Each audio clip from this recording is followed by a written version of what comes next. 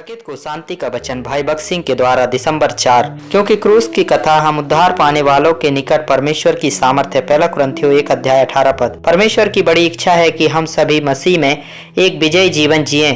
उसने हम में से प्रत्येक के लिए ऐसा जीवन जीने के लिए प्रत्येक प्रबंध किया है, लेकिन यह हम तभी कर सकते हैं जब हम प्रभु के साथ अपने संबंध को और उनकी मृत्यु, गाड़े जाने और पुनरुत्थान में उनके साथ अपने एकीकरण को समझें। अन्यथा एक विजयी जीवन संभव नहीं होगा। इसलिए हमारे लिए यह आवश्यक है कि हम हर संभव तरीके से सुनिश्चित करें कि हम इस 3 गुना तरीके से प्रभु यीशु मसीह के साथ जुड़ गए हैं। बपतिस्मा हमारे प्रभु के साथ हमारे आत्मिक एकता की एक प्रतीकात्मक गवाही है और इसलिए बपतिस्मा की गवाही बहुत महत्वपूर्ण है। कुरिन्थी के विश्वासियों के पास उपलब्ध सभी लाभों के साथ को आध्यात्मिक रूप से विकसित होना चाहिए था और परिपक्व मसीह बनना चाहिए था। इसके बजाय वे अभी भी बच्चे ही बने रहे और उस ठोस आहार को लेने के लिए तैयार नहीं थे जो प्रेरित पौलुस उन्हें देना चाहता था। इसलिए पौलुस को उन्हें फटकारना पड़ा, तुम अभी भी बच्चे हो और केवल दूध ही पचा सकते हो।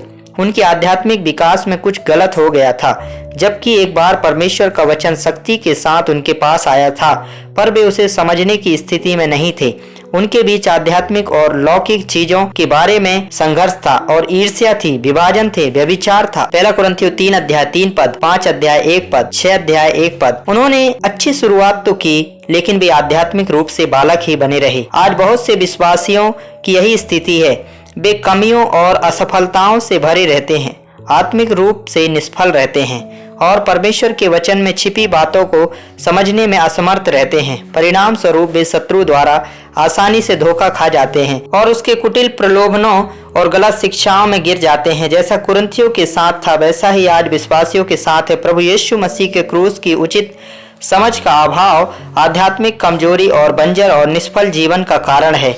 यदि आप आध्यात्मिक रूप से उन्नति पाना चाहते हैं और दृढ़ होना चाहते हैं, तो आपको भी अवश्य प्रभु यीशु मसीह के क्रूस की उचित समझ रखना चाहिए। अन्यथा याद रखें, आप एक आध्यात्मिक शिशु बौने और बांझ बने रहेंगे।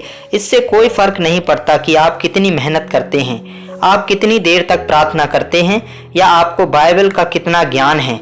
आपके पास ये सब कुछ हो सकता है और फिर भी आप आध्यात्मिक रूप से विकसित नहीं हो रहे हैं। परमेश्वर की शक्ति पूरी तरह से केवल उन लोगों में प्रकट हो सकती है जो प्रभु यीशु के क्रूस के साथ पूरी तरह से एकजुट हो जाने को तैयार हैं। प्रेरित पौलुस अलग अलग शब्दों में बार बार इस सत्य को दोहराता है। पहला कुरिन्थियों 1:18 पद, 23 पद, 24 पद, फिलिपियों 3:10 पद।